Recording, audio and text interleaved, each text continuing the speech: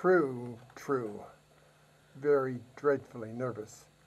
I had been and am. But why will you say that I am mad? The disease sharpens my senses, not destroyed, nor dulled them. Above all was the sense of hearing acute. I heard all things in the heaven and on earth. I heard many things in hell. How then am I mad?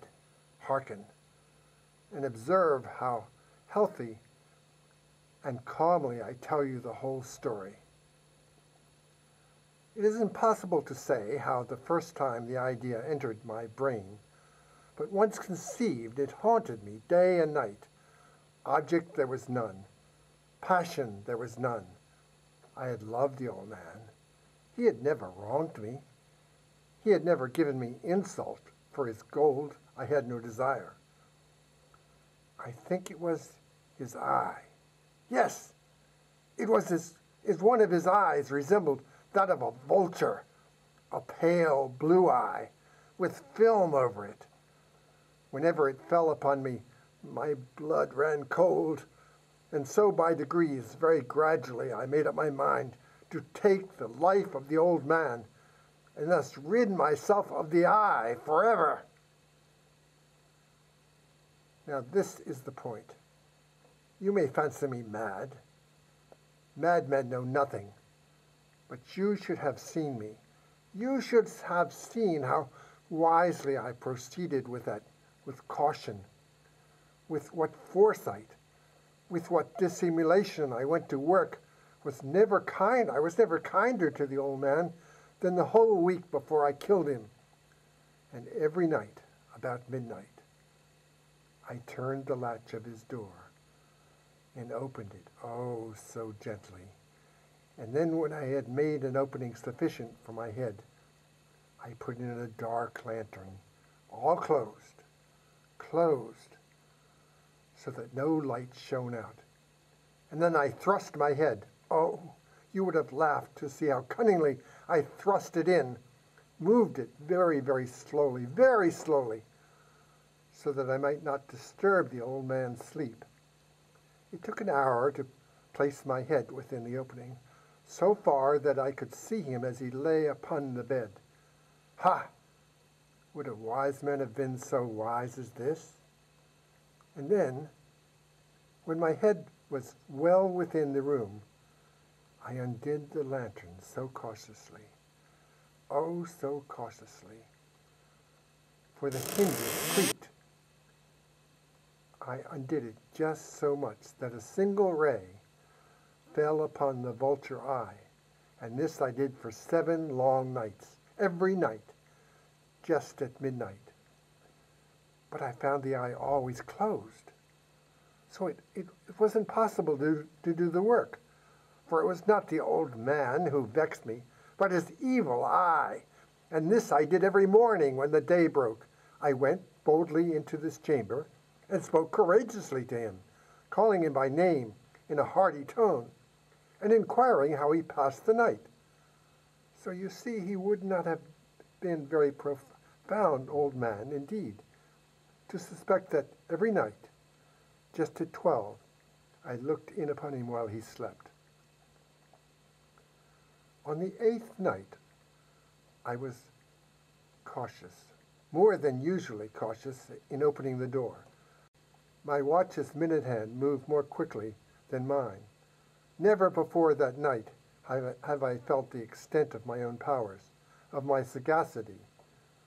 I could scarcely contain my feelings of the triumph to think that I was opening the door, little by little, and he not even to dream of my secret deeds or thoughts. I fairly chuckled at the idea, and perhaps he heard me, for he moved on the bed suddenly, as if startled. Now you may think that I drew back, but no. His room was as black as pitch, with a thick darkness, for the shutters were closed, fastened through fear of robbers. So I knew he could not see the opening of the door, and I kept pushing it on steadily in. I had my head in and was about to open the lantern when my thumb slipped on the tin fastening, and the old man sprung up out of the bed with a cry, "Who's there?" I kept quite still and said nothing. For a whole hour I did not move a muscle, and in the meantime I did not hear him lie down, for he was still sitting up in the bed listening, just as I have done night after night, hearkening to the death watches in the wall. Presently I heard a slight groan, and I knew it was the groan of mortal terror. It was not the groan of pain or of grief. Oh, no. Oh, no, no, no. It was the low, stifled sound that arises from the bottom of the soul whenever overcharged with awe. I knew the sound well. Many a night, just at midnight, when all the world slept, it has welled up from my bosom, deepening with its dreadful echo. The terrors that distracted me, I sat and I knew it well. I knew what the old man felt and pitied him, although I chuckled at the heart. I knew that he had been lying awake ever since the first night noise. When he had turned in the bed, his fears had ever been growing upon him. He had been trying to fancy them causeless, but could not. He had been saying to himself, "It is nothing but the wind in the chimney. It is only a mouse crossing the floor." Or, "It is merely a cricket, which has made a single chirp." Yes, he had been trying to comfort himself with those suppositions, but he had found it all in vain. All in vain because death, in approaching, installed with his black shadow before him and enveloped the victim, as it was the mortal influence of the unperceived shadow that caused him to feel, although he neither saw nor heard, to feel the presence of my head within the room. Now, when I had waited a long, long time, very patiently, without hearing him lie down, I resolved to open it a very, very little crevice in the lantern. So I opened it, and you cannot imagine how stealthily,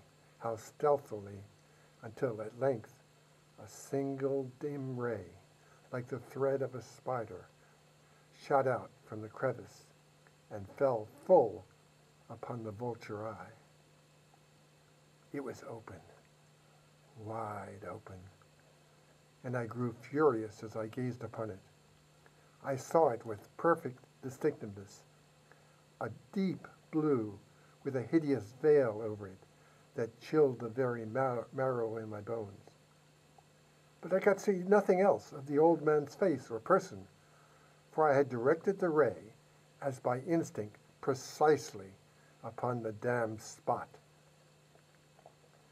And now I have not told you that what you mistake for madness is but over-acuteness of the senses.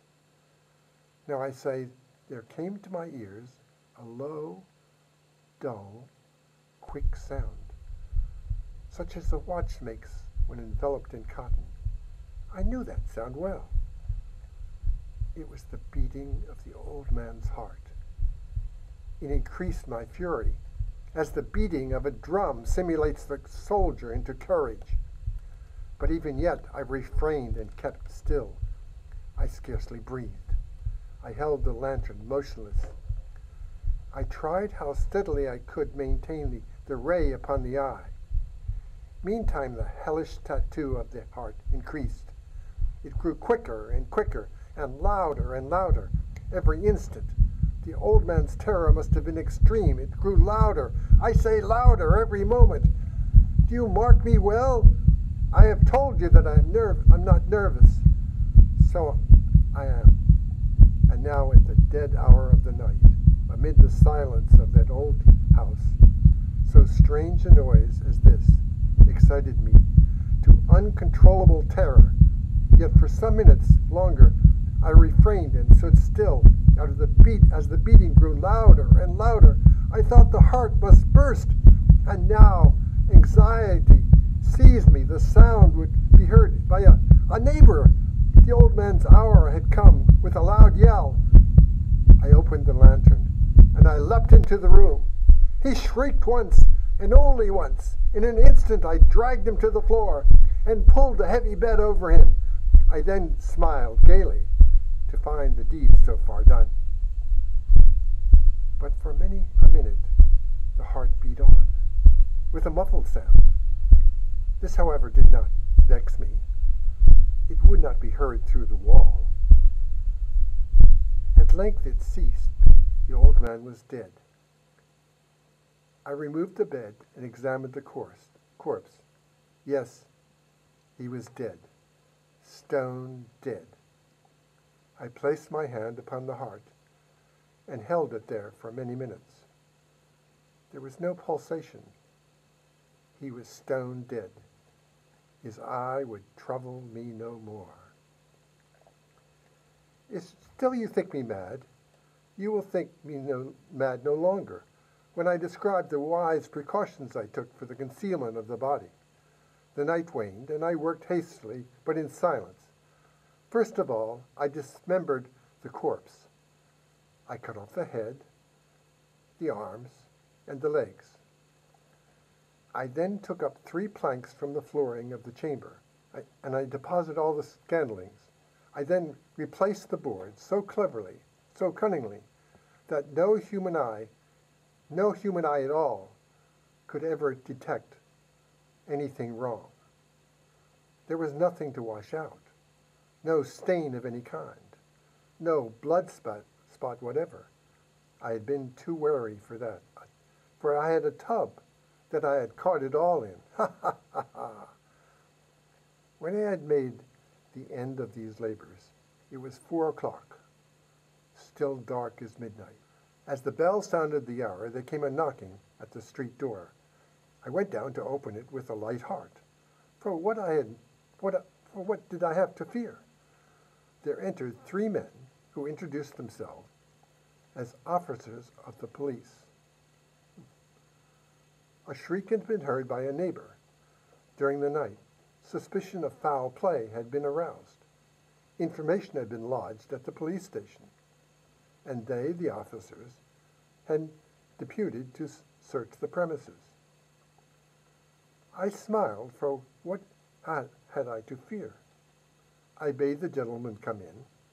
The shriek, I said, was my own in a dream. The old man, I said, was absent in the country.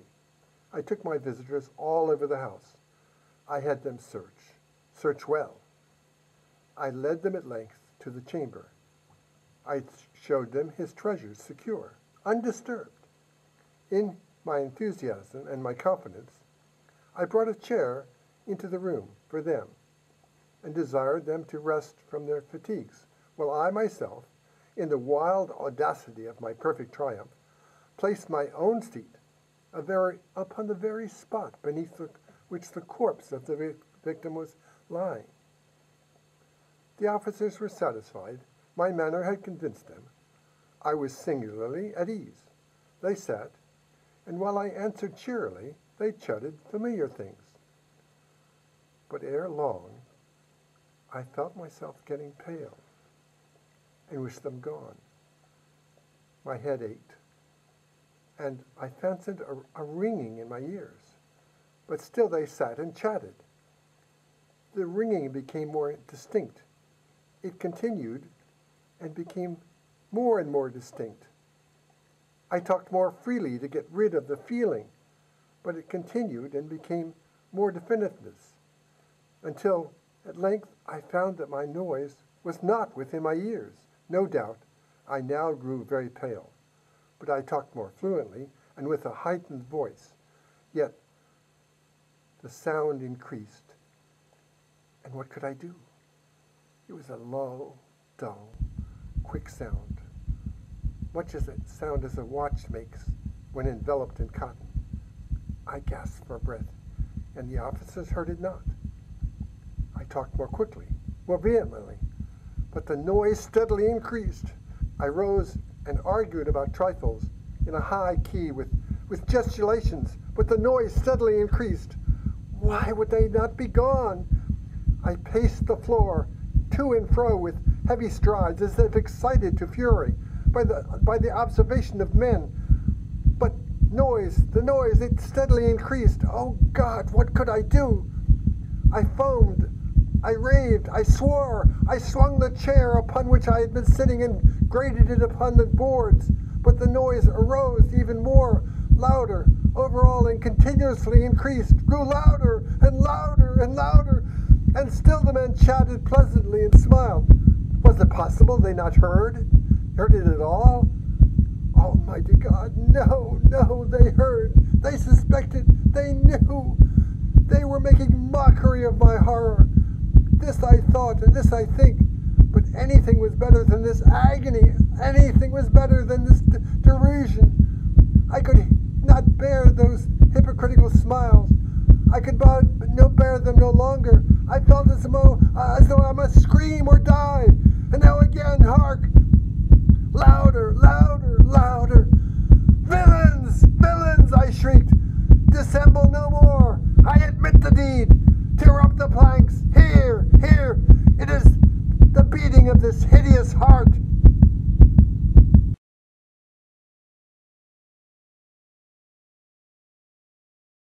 When the samurai warrior Kane first came to California from Tokyo, he brought with him a new wife, the beautiful Ishi.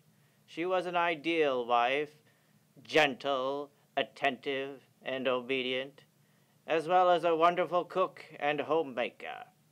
She always referred to Kane as husband in the old style, which pleased him greatly. Kane was an envy of his new neighbors, and he and Ishi lived for several years in happiness. But Kane was a proud man, the eldest son of indulgent parents, and he believed that nothing was too good for such as one as he. When a wealthy family of high rank moved into the neighborhood, Kane cast his eyes upon their lovely daughter and desired her. The beautiful and obedience of Ishi no longer pleased him. In his mind, Ishi was second best, and Kane plotted to rid himself of this unwanted wife so he could woo and win the fair Aikyo. On the way home from a great banquet on a stormy night, Kane pushed his young wife over the edge into the bay. No one heard Ishi scream through the howl of the wind and rain. No one suspected foul play when a distraught Kane came rushing back to the banquet hall, shouting for help because his poor wife had slipped into the mud and fallen over the edge of the cliff. The searchers found Ishi's broken body at dawn. Her long black hair was tangled with seaweed. Her beautiful face was crushed by the rocks on the beach, and her teeth shattered. Kane acted the part of a bereaved husband to perfection. He gave Ishi a splendid funeral. It wasn't until he was alone in his house after the neighbors had all gone away that Kane relaxed and drank to his success. In a month he would woo and wed the lovely Aikyo, and her wealth would become his. Kane laid himself down upon his mat, rejoicing in the absence of Ishi and dreaming of his new love, Aikyo. Oh, Aikyo! Outside, the wind whipped against the house, making the walls rattle and shake. A strange breeze swept through the sleeping room with a sibilant whisper. Vengeance! Vengeance! The whisper hissed and slapped the sleeping samurai. Kane rolled over restlessly as the door to the room slowly slid open. Moonlight streamed through the doorway, waking the warrior. Kane sat up and blinked as a hideously broken figure slowly stepped into the room. The wind whipped its long, seaweed-tangled black hair over the dirty, blood-stained kimono. Its face was crushed and broken, with one eyeball hanging by a thread from the socket. The ghost of Ishi reached out a bony hand toward her husband, smiling horribly through the shattered teeth remains. "Vengeance," she whispered, stretching her blood-stained hand carefully toward Kane's face. "Vengeance!" Kane screamed in terror and tripped over the mat in his haste to flee from the dreadful figure. He leapt out the window and ran to his neighbor's house, gibbering in fear. His neighbors, mistaking his fear for overwhelming grief, welcomed him into his home and insisted he spend the rest of the night with them. Kane tried to behave normally the next few days, but as night fell, his hands began to shake with fear, and he could not bring himself to enter his house. Instead, the samurai took his mat to an abandoned house in the neighborhood, determined to sleep within its ruins so that the ghost of Ishi could not find him. He left a paper lantern burning over his mat to keep away the shadows, and finally fell into a dreamless sleep. At the stroke of midnight, the wind began whipping against the abandoned house, whistling through the cracks, and causes the ivy growing through a break in the wall to sway and grasp old bloody blood-stained hands. "Vengeance!" the wind hissed. Kane woke with a start. Above him the breeze tossed the lantern, the candles guttered, and the paper caught fire in several places. Slowly, two eyes burned themselves into the paper, and a wide, grinning mouth with the shattered remains of teeth took shape. "Vengeance!" the mouth whispered as the ivory hands reached out carelessly towards Kane. "Vengeance!" Kane grabbed his sword and hacked at the clotting, entangled vines. They were trying to strangle him, but he managed to free an arm and cut them away from his body. Above him, the face in the lantern laughed. "Vengeance!" it cried. "I seek vengeance, husband." Kane broke free from the vines and fled from the abandoned house. Followed by the sound of Ishi's laughter, he ran back to his neighbor's home and begged for shelter. Moved by the apparent grief of the samurai, they took him in and insisted he stay with them until the sharp edge of his sadness had blunted. This suited Kane well. While he stayed with his neighbors, the ghost of Ishi remained at bay. A month passed. Kane continued to play the bereaved husband and continued to sleep in his neighbor's house, but people began to notice that the grieving samurai would sometimes smile when in company of a beautiful Akio. His friends and fellow warriors contrived to bring the two together as often as possible. One day, over tea, two of Kane's fellow samurai suggested that Kane marry Akio. Hiding his triumphant grin in his cup, Kane hastily asked them if they thought it would be proper so soon after the passing of Ishi. Entirely proper, his friends assured him as a gust of wind slammed against the inn where they drank, causing the walls to rattle and shake. A stray breeze swept through the room with a sibilant whisper. "Vengeance! Vengeance!" The breeze swirled through the stream, rising from the teapot, shaping it into a broken form of a woman.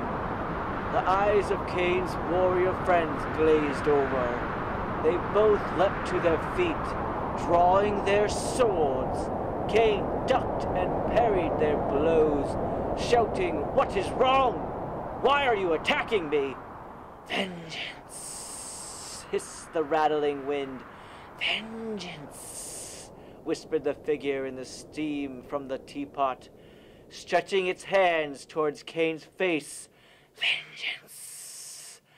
chanted the two samurais together, their faces rigid, their bodies under the control of Ishi's ghost. Kane upset the table, pouring hot tea over his friend. As he fled out of the inn door, he heard swearing and gasping as the sting of the hot water pulled the warriors from their trance. Kane did not pause until he reached a bend in the road. Only then did he look back. The ghost, the giant, broken figure of Ishi, towered over the inn, her crushed face and lolling eyeball leering at him mockingly. "Vengeance!" she cried, stretching a hand caressingly towards him. Her bony arm grew longer and longer until it reached a place where Kane was standing transfixed. At the last moment, Kane regained his senses and swung his sword at the hand, cutting it off. It fell to the ground at his feet and melted away. The towering ghost of Ishi laughed mockingly and vanished as Kane's friends came out the door of the inn.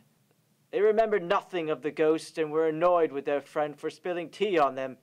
Kane apologized many times before they forgave him.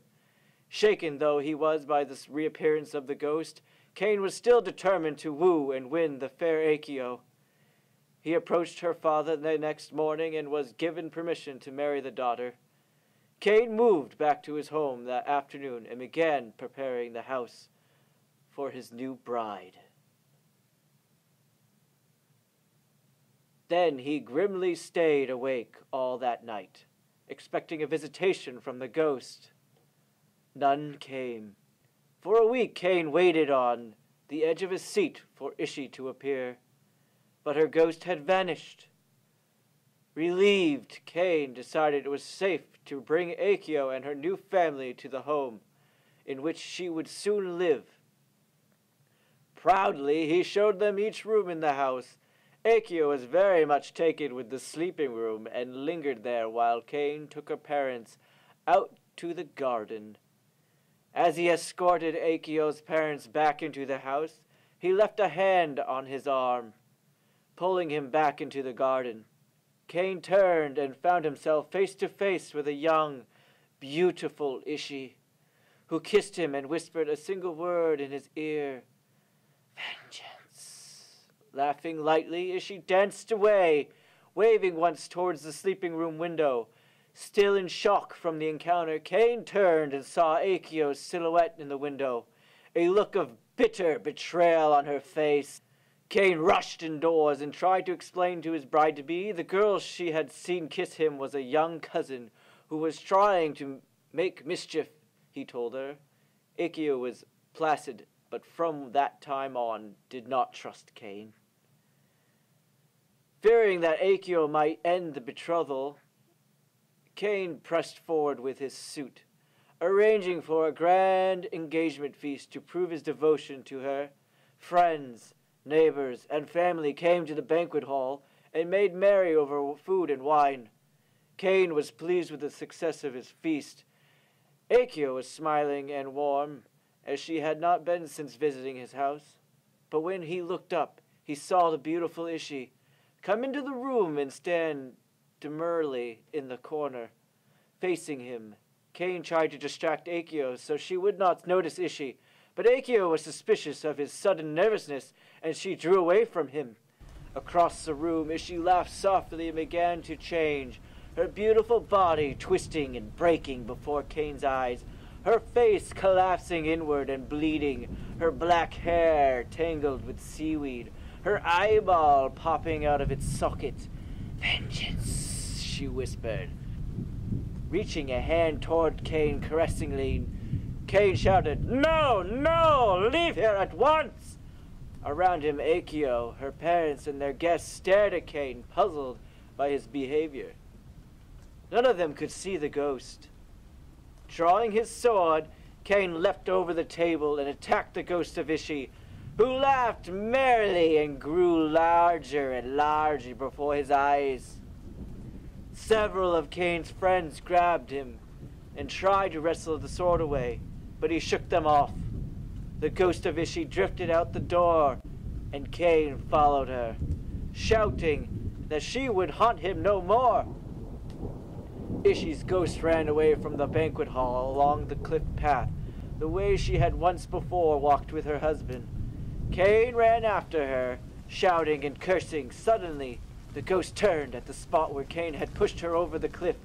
She rose up, growing as tall as a tree, her face crushed and bloodied, the eyeball swaying and her chatter teeth gleaming in the moonlight.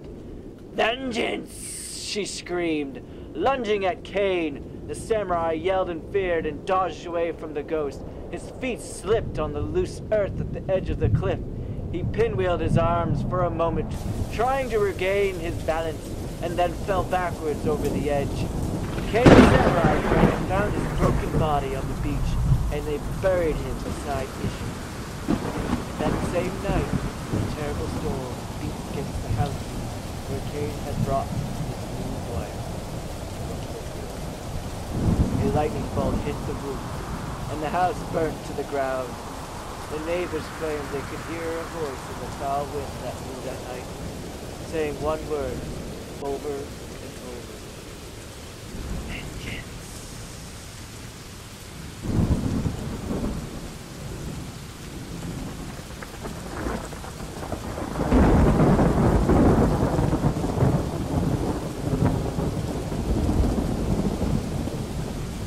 This has been a production of Wolfboro Community TV, bringing your community to view.